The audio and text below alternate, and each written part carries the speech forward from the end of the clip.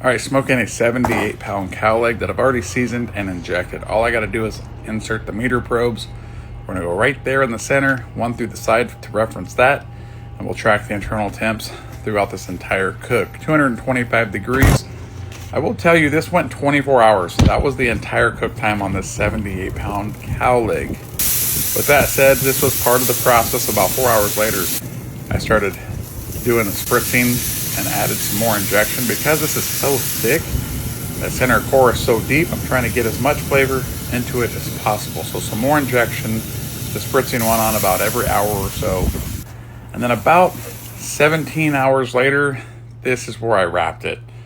I had to do a makeshift aluminum pan because I didn't make one big enough, so I made my own.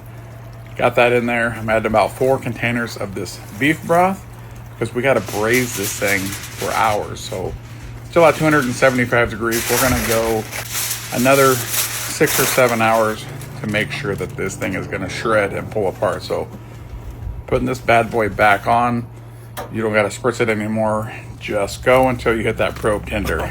Once the meter told me that this was at about 205 degrees internal, this is the end result. This is insane. You can imagine in a cow leg, you got the femur bone, you've got a hip bone, you've got all kinds of bones. There's one of the bones. When the bones are pulling away and the meat's not hanging up, you did the braise. Look at that. You braised it the way it needed to be braised. I know you're going to say, is that a dinosaur leg? All the bones. Is that straight from the Flintstones?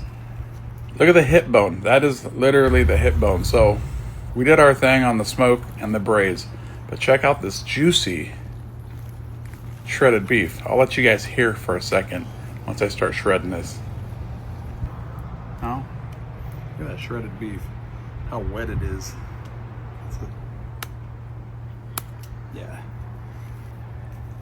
Yeah, that was pretty wet. So feed the neighborhood, feed your family, feed your friends. It's on.